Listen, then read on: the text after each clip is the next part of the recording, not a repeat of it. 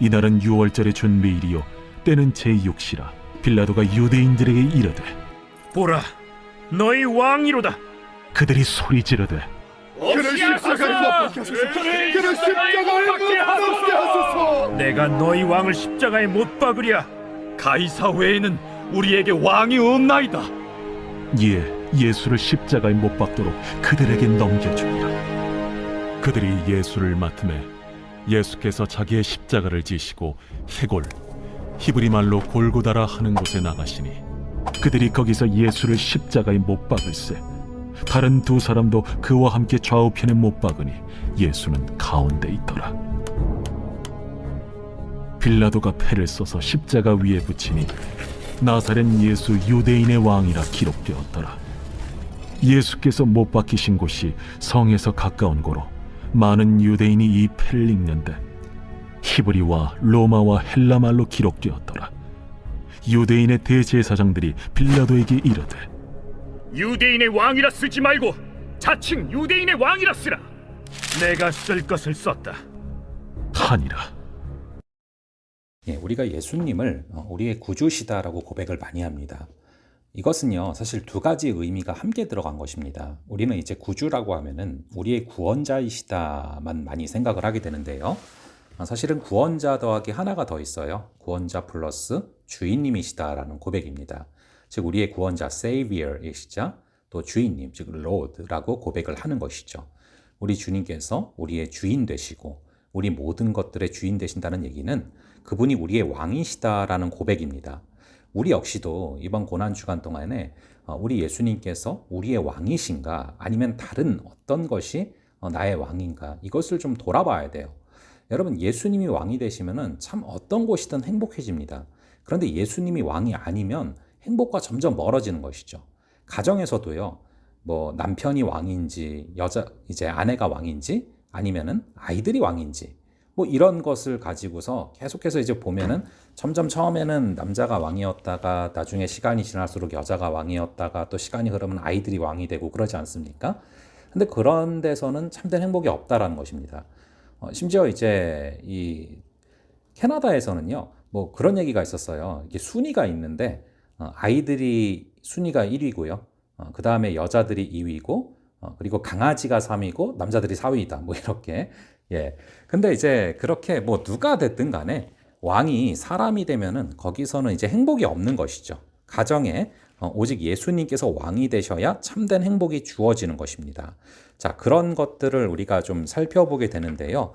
오늘 말씀해 보시면은 14절에 제6시라 이때가 이제 모든 성경에 나오는 시간엔 6을 더하면 돼요. 즉 12시라는 것입니다. 이 12시에 이제 일어난 사건인데요. 유대인들에게 이르되 보라 너희 왕이로다.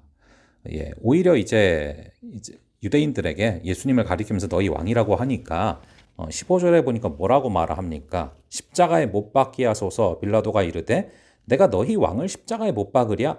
대제사장들이 대답하되 가이사 외에는 우리에게 왕이 없나이다. 여러분, 이게 굉장히 모순적인 말입니다. 여러분, 가이사 외에는 우리에게 왕이 없나이다. 이거를 대제사장들이 해서는 안 되는 말이죠. 여러분, 이 나라가 신정국가 아닙니까? 하나님께서 왕이 되시고 하나님이 통치하시는 그런 나라잖아요, 이스라엘이. 그런데 가이사 외에는 우리에게 왕이 없다라는 얘기를 합니다. 이게 사실은 이스라엘의 뼈아픈 역사거든요. 사사기에도 보면은 왕이 없어요. 왜냐하면 왕이 없을 수밖에 없었던 거예요. 신정국가이기 때문에. 하나님께서 왕이시죠.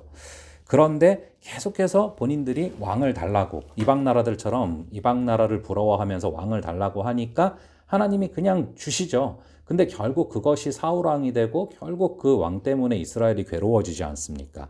자, 그렇게 왕은 하나님이신데 계속해서 이스라엘의 역사를 보면은 어떤 다른 왕을 요구하는 거예요. 눈에 보이는 왕을 요구하고 그게 결국 올무가 되어서 무너지는 모습을 보게 됩니다. 여기서도 마찬가지죠. 오히려 빌라도는 너희의 왕을 내가 어떻게 십자가에 못 박냐 이렇게 알고 있어요, 거꾸로. 근데 대제사장들이라는 사람들이 가이사 외에는 우리한테 왕이 없다는 것입니다. 우리 역시도 좀 돌아볼 수 있기를 바랍니다. 여러분의 왕은 예수 그리스도입니까? 아니면 가이사, 즉 세상입니까? 우리가 무엇을 왕으로 섬기고 살아가고 있습니까? 이것이 사실은 우리의 모습일 수 있어요. 우리 역시도 우리 삶에서 우리의 모습으로 정말 가이사 외에는 우리에게 왕이 없다고 하면서 예수 그리스도를 십자가에 못 박는 모습이 우리 안에 너무나 많이 나타날 수 있다는 것입니다. 간절히 바라기는 가이사라는 왕의 지배를 받는 것이 아니라, 세상의 지배를 받는 것이 아니라 오직 예수 그리스도의 지배를 받는, 예수 그리스도를 왕으로 모시는 그런 한 주, 아니 그런 오늘 하루만이라도 그런 삶을 살아가실 수 있기를 간절히 바랍니다. 19절에 보시면 빌라도가 패를 써서 십자가 위에 붙였어요. 나사렛 예수 유대인의 왕이라 기록을 했고요. 히브리와 로마와 헬라 말로도 기록되었다고 20절에 나오고 있습니다.